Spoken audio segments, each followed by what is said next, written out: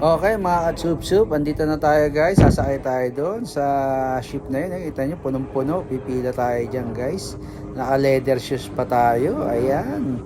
So wala tayong baong sleepers. Patay tayo dyan. So yun nga pala yung border ng US and Canada, yung bridge na yan.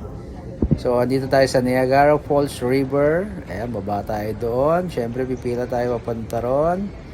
And then susuungin natin yung malakas na falls, yung pressure na nakita nyo, yung pinakita ko kahapon. Okay. Ayun mga ka-chup-chup, galing tayo dun sa taas kahapon. So pababa tayo dito, nakapila tayo dito sa papasok ng ship, sa may boat nila. So try nyo rin guys pag pumunta kayo dito sa Niagara Falls. Okay?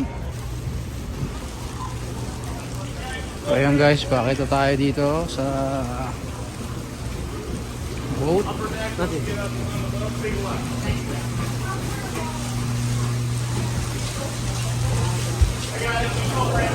Morning.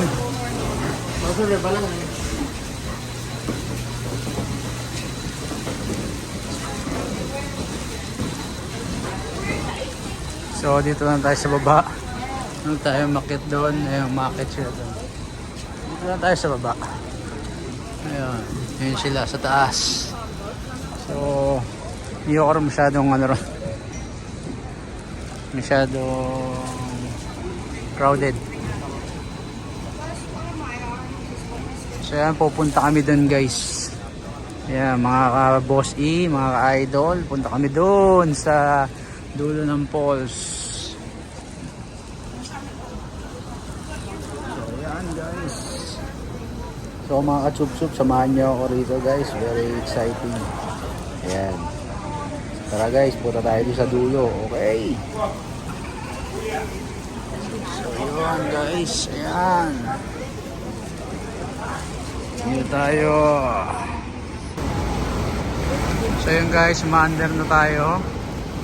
Ayan mga ka-idol. Ito yung Niagara Falls. So yun, papunta tayo dun. Sa dulo tayo pupunta. See? If you look to your left, you'll see the American Falls. It's 180 feet high, or about 55 meters. 12,000 years ago, the falls were 7 miles, or about 11 kilometers. Yari yung leather shoes natin guys. You see them now at the present location because of erosion. This happens in a ring of the After kasi neto guys, pupunta tayo ng Boston. Kaya naka-leather shoes na ako sa lounge. Kasi natin yung spectacular landslides in 1931 and 1954. The small falls to the right of the trail is called the White Trail. Following these flatlands and the angel wings. Okay, maya ulit guys. Makamatay po. Na tayo. These new boats are the first of their kind in North America, and they're named after two important people. Without whom these boats would not exist. The Nikola Tesla is named after the inventor and electrical engineer. May rainbow pa guys. Tesla had vision, and he harnessed the energy of Niagara Falls to create power that could travel great distances. It was a massive engineering breakthrough, pioneered right here at Niagara, changing our lives forever. The James B. Green is named for the chairman and chief executive officer. Grabe guys, papasukin namin yung ano na yun, yung doon sa dulo. During his tenure, made of the Nating most ano expanded nangyari. operations, achieving 10 gold growth. Saan naman guys, safe kami lahat. In his 70th year with the Navy Nest, the company Ang lakas, announced the oh. naming of the vessel James B. Kita nyo? Green in his honor. Ang lakas ng bagsak ng tubig. So pag pupunta kayo dito sa US, huwag niyong pakakawalan tong Niagara Falls na puntahan. Grabe, super enjoy. So mapaumaga, mapagabi, ay grabe, ang ganda.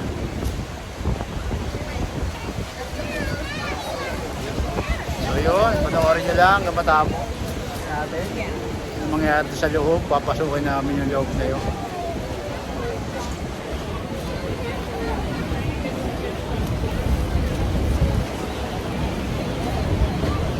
Yan yung ano guys, yan yung may ilaw sa gabi. Or Horseshoe Falls. It is approximately 170 feet high, or 52 meters. Its break is 2,500 feet long, Lapit or na. 760 meters. Lakas loob lang dito, lakas loob. Tayo dyan. The first, in 1901, school teacher So, named hindi ko na-expect na sasakay ako rito sa boat na to. Leather shoes pa nga ako. and lived. In 1960, an almost unbelievable Grabe mga event, ka-chup-chup, palit na tayo ng papalapit. Ayan, ang lakas ng pressure niyan guys. wearing only a bathing Grabe, suit lalim siguro and a na ito. simple object. It was a miracle that he survived. Roger was rescued almost at this exact spot. Lapit na tayo guys.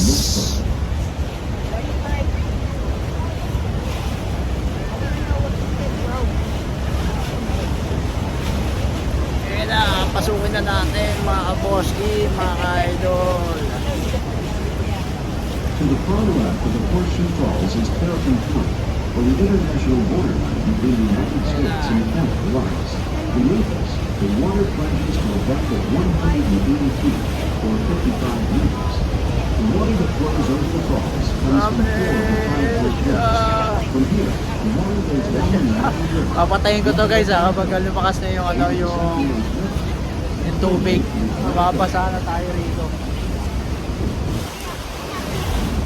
Guys, eh nasa loob na tayo ng bunganga ng Niagara Falls. Sinusugod na natin sila. Ayun, papasugod natin sila. Ayun, lumalakas na. Once again, remind you that for your own safety, please keep hands and feet inside the boat and do not stand in the Grabe, nasa loob na guys. Ayan na, buha mo. Ayan na, ayan na, ayan na, ayan na, ayan na, lumalakas na. Ayan na. Ladies and gentlemen, Ayan na. this is Niagara Falls. Ayan na, ayan na, ayan na. So yun guys, papakain ko muna. Medyo malakas na to, malakas. Okay, baba. Guys, parang dito guys, ayan. Yes. Ayan, grabe. Para na tayo nasa Titanic. Grabe, para tayo nasa Titanic guys. Ayan na. Akalog na tayo, sa gitna na. Sa bibig na tayo ng Niagara Falls. So grabe, yan, grabe. Gulo na dito, ayun, may rainbow pa rito. Ay, shit, grabe.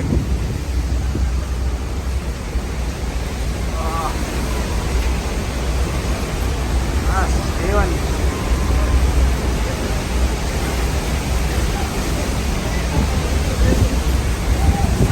Ayun na, grabe. Grabe. Sa gitna na kami. Tago muna tayo dito sa gitna.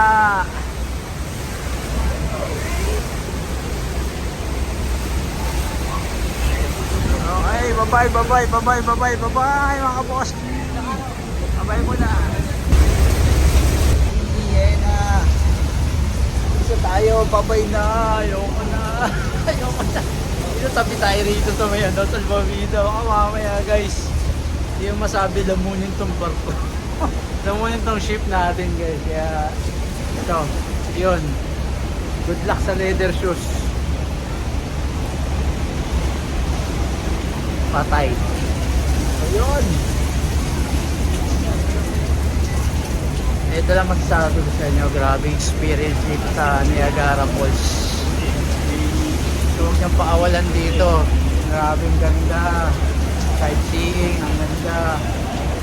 So, nasa $29 ang bayad dito sa ano, sa ship na to. Pero lupit naman guys yung makikita mo. Ang experience mo grabe. So, hindi mo mababayaran ng saya mo rito. Ayun naman sabi sa inyo, pag pumunta kayo sa US, huwag yung pakawalan itong puntahan, Niagara Falls, Washington DC, yan. Maganda, Philadelphia, the best. So yun guys, kita ulit tayo. Okay, bye-bye!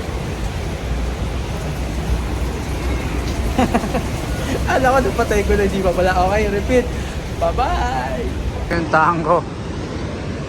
Yun, ang ganda pa ng rainbow rito. Ang baba ng rainbow. So, dito tayo sa taas. Yun. So, kita-kits tayo sa Boston, mga ka-chup-chup. Bye-bye! Okay, mga ka-chup-chup. Eto ngayon guys, papunta tayo ng Boston. Sana nag-enjoy kayo sa Niagara Falls natin.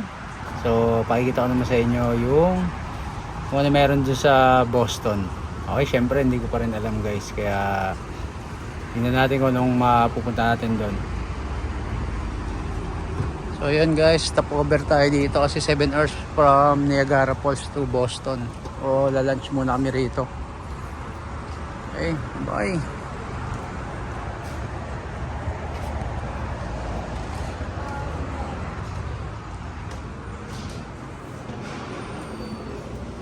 Thank you. So yun, may Starbucks din pala rito. Ayan, tanong ko Starbucks nila rito.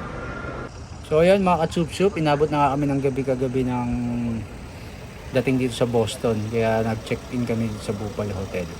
Okay? So diretso tayo ng pupunta natin sa Harvard University. Okay, good morning Canada. Good morning Canada. Good morning Boston.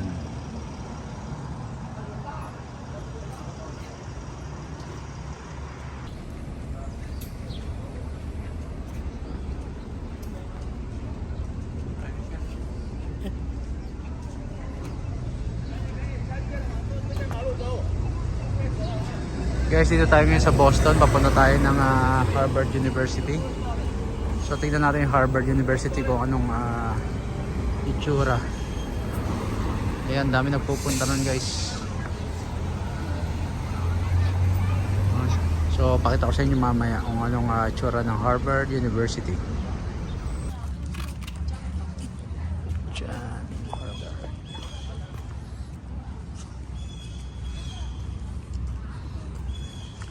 So yun na nga guys, nandito tayo sa loob ng Harvard University.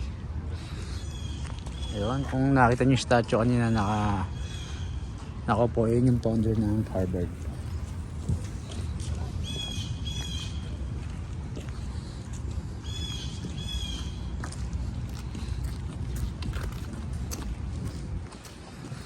So yan, para lang tayo nasa UP.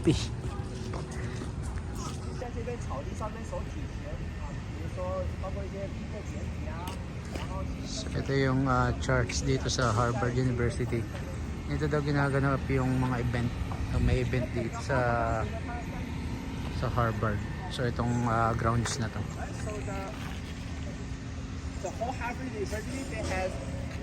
Dito tayo sa Harvard University.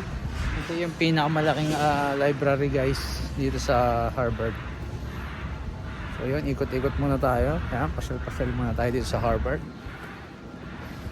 So ikutin natin kung anong meron dito.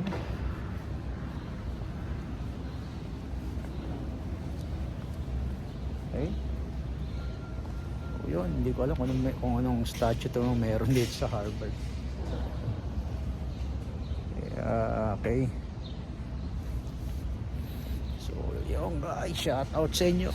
Boston Harvard University. So yun, para lang tayo syempre rito. Para lang tayo syempre A1 kasi hindi natin alam. Okay. So yun guys, hindi natin alam kung saan tayo pupunta. So syempre dun tayo sa walang ganun tao. So yung itakits ulit tayo mamaya. Bye bye. So yun guys, nakikita nyo yun. Yun yung founder ng Harvard University, yung pinagkukumpulan doon yung statue na yun. So yan.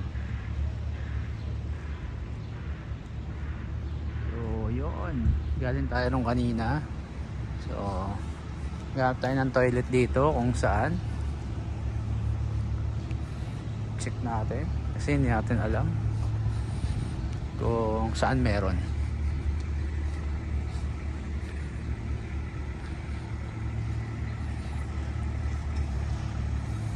So para lang tayong nasa UP.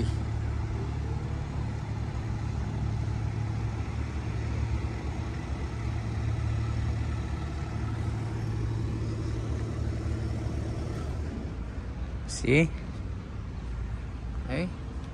you. So guys, ito yung Harvard Campus. Yung building. Kasi hindi tayo pwede pumasok. Hindi tayo pwede mag-video ron.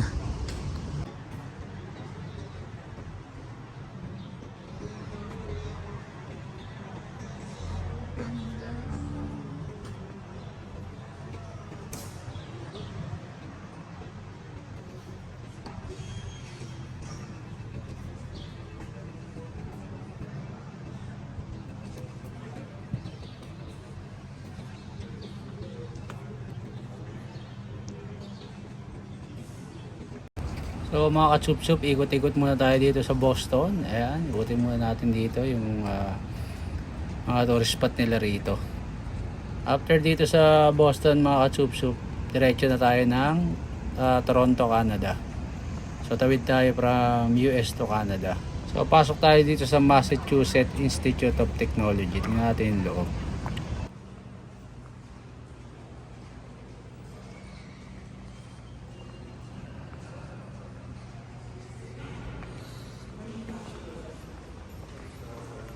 Ang taas din ng building na to.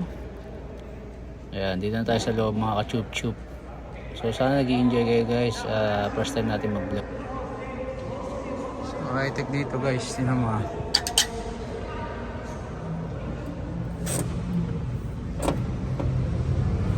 High-tech pero ang tigas. Siyempre sabi ko lang yun. Hindi gumagana eh.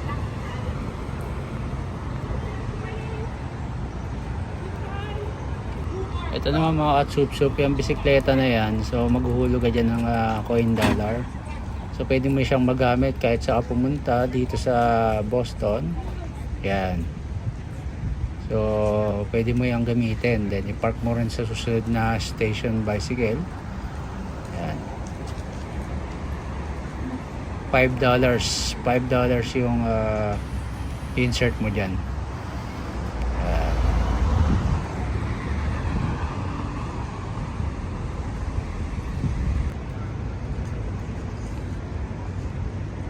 So dito tayo sa downtown Boston.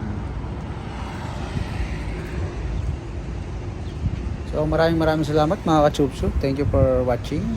And please like and subscribe my channel. Punta tayo sa Canada. See you sa Canada mga ka-chup-chup. Bye bye!